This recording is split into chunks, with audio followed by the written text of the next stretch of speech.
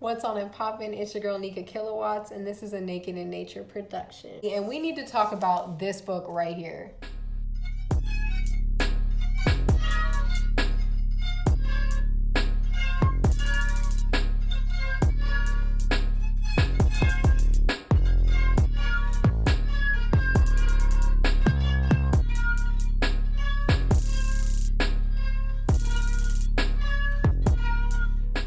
You may heard of 1984 or Fahrenheit 451 and how they eerily tell what the future of society could be like. But you need to know about Octavia Butler's book, Parable of the Sower. Because this one right here, this one predicts the future like no other. There's so many parallels in this book to where society is going right now. Before we get into this video, I just want to say trigger warning. There's police violence mentioning at SA, you know what I mean? Oh, also there's spoiler alerts for this book. So if you want to read this book and don't want, little spoiler alerts, it's not going to be super in depth, but there might be some. Do not watch this video. Cool. Parable of the Sower was written by Octavia Butler in 1990. And it is set in the year 2025 in Los Angeles, California. Well, really in a small town about 20 miles away from Los Angeles, California. So it follows a family that lives in a walled community, and they describe that these walls basically are to hide away from all of the chaos that is happening outside due to the extreme poverty, drug use, and violence that happens from the scarcity. And I think Octavia Butler does a great job of using this as a metaphor for ignorance that, helps you hide from the hard truths that are, growing around us that we are trying to constantly run from by becoming successful in this life. In the story, the level of climate change has gotten so bad that food is extremely expensive. And so is water. Basically, water is 7 times more expensive than gasoline. So nobody even drives cars anymore because you're barely able to afford food and water. Why would you worry about gas? You know what I mean? And because of this, there's a lack of jobs. And also, outside of the walls, these people are extremely hungry, extremely thirsty, and extremely poor because water and food cost thousands of dollars at this point. It's kind of similar to what's happening right now. I mean, if you look at the level of droughts that we've had reoccurring, and in places in major cities across America, there are extreme levels of poverty where it turns into chaos. And one of the things that they talk about a lot in this story is the level of drug use that is used by the people outside of the walls that causes them to get even more aggressive and want to set things on fire, want to loot things, want to violently attack things. And the people inside the community are always trying to hide from the harshness of outside. As these people are hiding from the extreme poverty inside the walls, the people outside, there's a lack of jobs, right? There's no job opportunities outside because on top of climate change, worsening conditions of the environment where food and water are a problem, also the scarcity of, the wage gap is getting worse. That would make it even harder to get jobs. So the lack of job opportunity with the expensive food and water has made the people outside of the walls resent the people inside, and they try to break in. Of course, they're hungry, they're thirsty. So the people inside the walls are just trying to keep all these people out. As the numbers are growing, they're getting more hungry, they're getting more, they're getting more desperate.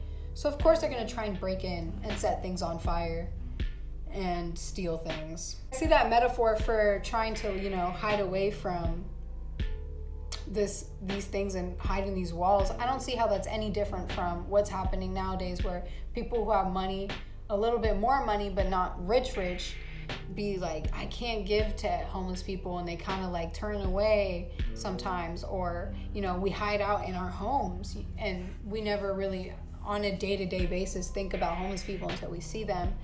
When we could be, you know, helping people. And I think a lot of people try and separate themselves from homeless people and say, we're different, when really we're a lot closer to homeless people in terms of wealth than to the billionaires that have most of the money. And so I think that's very similar to the book, that where there's like this extreme poverty that's just getting worse and more violent and more entrenched in drug use, and we're kind of just like, gotta get on that grind to get successful, because deep down inside we know we don't want to end up in that situation. And because water is so expensive, the homeless people, they are sick all the time, and they're missing arms, they're missing ears, because people out there outside the walls some of them are so drugged out that they're belligerent and violent to the point where they'll attack somebody and they'll cut somebody. And I've seen that in parts of the Tenderloin in San Francisco. People with just the worst injuries that you know aren't going to get fixed, that aren't going to get healed, because they literally they can't afford it, you know what I mean? There's no money to pay for the healthcare. Thing is, when people inside the walls would leave to go outside, they would keep weapons on them because they knew, things might get bad, you know? Yeah, and outside of the walls, the only way to make money is selling yourself, selling drugs, or stealing from people. And that's not very different from parts of the Tenderloin. I walk through the Tenderloin and I see that that's the main trades out there. That's the only way to make money, because how else are they gonna make money?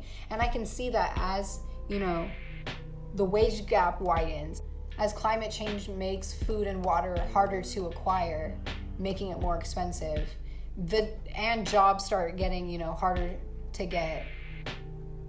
The places like the Tenderloin are gonna grow, you know? I could easily see it taking up whole parts of the city and rich people just building walls to hide themselves. So I definitely see how that could happen in the next 5 years, because this is set in 2025 and it's 2021. Like, that's the wildest thing to me. But another thing that they talk about with the climate change, it made things like earthquakes happen, and even they called fire tornadoes, where literally the wind would pick up so much and it would twist the fire that was already happening in a circle. And I'm pretty sure I heard fire tornadoes happening this year for the first time. But anyway, when these catastrophes would start happening, it would egg on looting and more violence from the people outside the walls, who were like, okay, well, it's wild energy anyway, why don't we just loot people, you know? And I can just see that happening now, especially with the pandemic, when people are getting more desperate, you know, people are losing jobs at a wild rate right now. I feel like because of what happened at the beginning, when people weren't really buying food, I think that definitely jacked up the price of food a little bit. It's already starting to go up. And that's the thing, it's a gradual thing. So in the next 10 years, I bet food's gonna be so expensive and water's going to be way more expensive if droughts continue at the way that they have been.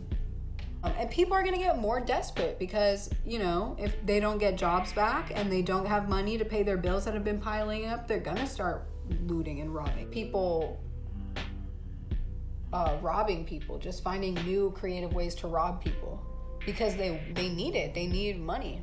So another thing that was apparent in the book was the government and the police and their lack of actual assistance within the community. So one thing that they always reiterated was that the cops would not actually help. People made it apparent that they actually wouldn't call the cops unless they absolutely had to, because for the most part, the cops didn't know what was happening. Like, they didn't have any answers. They most likely were suspicious of the people who were calling in the first place, especially if they were Black. And they took a fee from them, which was basically all the money they had in their wallet, for coming by. And sometimes they would even plant evidence on people and arrest them or shoot them. And when people would get arrested, they would end up in places that were basically wage slavery, like free labor. Like, you would go there and you would work like nothing, and you would end up owing them money at the end, basically, because you would have to pay for everything, like food. Come on, I mean, look at all the stuff that's been happening with Black Lives Matter and everything. Like, People have been, this is nothing new, first and foremost. I mean, police officers, the whole reason they exist in the first place was they were Irish indentured servants that were turned against other indentured servants that were beginning to be called slaves. And they literally were told the Irish people, if you don't want to be indentured servants anymore, we'll pay you to catch other indentured servants that are trying to be free, aka black people. They became slave catchers. Do you see what I'm saying? And then that's what eventually evolved to the police. So the police have never been for people, especially for black people. This book really shows that, like, if we continue to support an abusive system of policing, it's only going to get worse. They're going to get more greedy for money. They're going to get less helpful, you know what I mean? And more violent. Point I'm saying is, the book describes very close to what we're dealing with today with how the police force treats people in America, specifically black people in America. The government also claims to be like helping people who are outside the walls who are dealing with homelessness by providing jobs. But the jobs that they're talking about providing is government appointed jobs. They're private owned government jobs, and some of them are even to the level of private owned cities that are factory cities. And they're work for board and food, but most of the time the food and the board is like below humane living conditions, so it's really neglecting and abusing the people that work there. And sometimes even the places that they get sent to help, actually you only get paid in a work note. It's not even like real money, and you can only pay for things like some places they even make you pay for certain food. So if you want certain things to eat, it costs only it costs like a bunch of money. And sometimes you don't even ever get paid real money. So how are you going to get out of that situation? Like, that's obviously present day slavery. I can see that. I can see how Amazon could be the next one that does something like that. I mean, they're already getting in trouble for treating their workers so bad during this pandemic, but everyone uses them. So of course they're getting more money and more powerful over the pandemic. And they're going to keep treating their workers bad because we're showing them with our dollars that it's okay. I'm pretty sure somebody died of a heart attack a couple months ago, and people were forced to keep working there next to the dead person and waiting for somebody to come get the person, not it. I mean, Jeff Bezos already wants to build smart cities. What do you think is going to be their giant factories where he's going to pay them as little as possible? And I'm sure he's going to, at some point, want to create his own cryptocurrency. I mean, come on. People are already creating their own cryptocurrencies. It wouldn't be hard for him at all. Octavia Butler also picked up on the fact that, meanwhile, while the government pretends to be helping with all these wage things and the police, they're spending all this money to send people to Mars in this book, which we're doing right now. We're trying to have SpaceX and all these things, trips to Mars, colonizing Mars. Meanwhile, that takes hella jet fuel. That's horrible for our environment, when we could really just be spending those resources and energy and thought power on something here on Earth that could be more healing to the Earth instead of abandoning it. But I digress.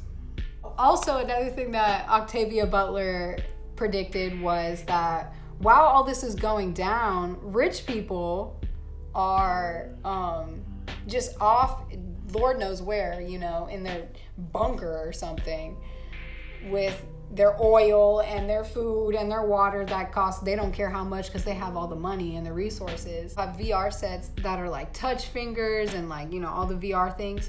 And that's today too. Like, we're really, instead of trying to make the life that we live right now beautiful and something worth engaging in, we want to escape into a virtual world that they're making more accessible and realistic to us, to a point where maybe we won't even be able to tell the difference. And that is just, you can't escape from your physical form if you're alive in this body.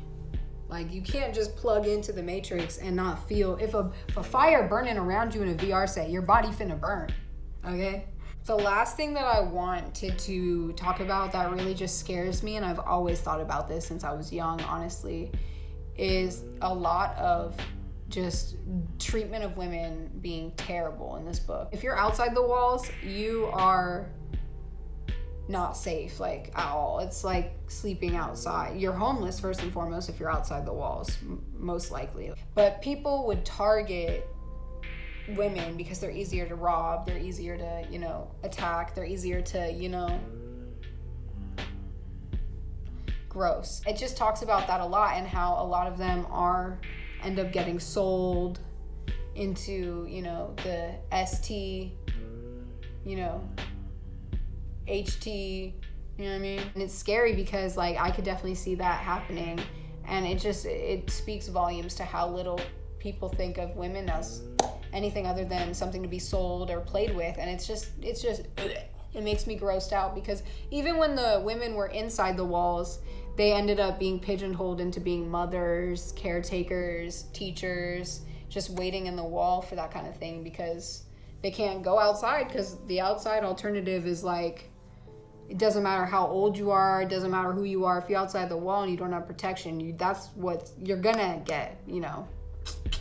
And yeah, it's terrible, and it honestly it just makes me really grossed out. I mean, we're already there. Like I said, this book shows how we're moving in a direction towards that reality.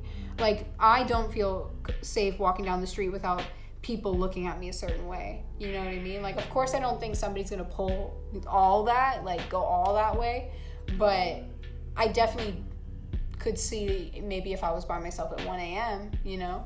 Final thing I wanted to say is what I love the most about Octavia Butler is they included between the lines in this book a kind of like alternative way to live as this kind of world unfolds around us, to be more empowered and sovereign and independent. Number one is to have an emergency pack, because you never know when something's gonna pop off in your city. You never know, wherever you're at, wherever you live, you might need to dip real quick, like earthquake, looting, like fires, something.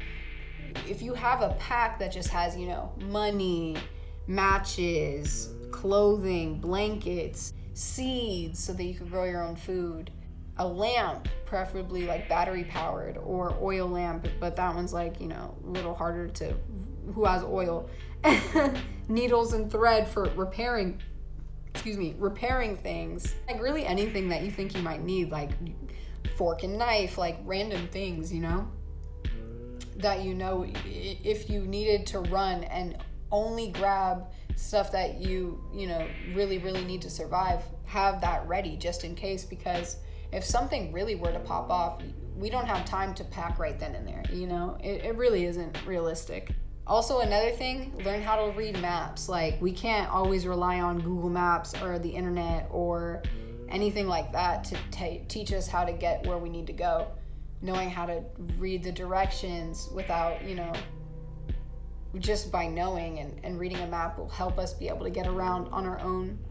It's definitely important. Learning how to barter and trade with people instead of relying on fiat currency that could easily crumble in value, or inflate very quickly.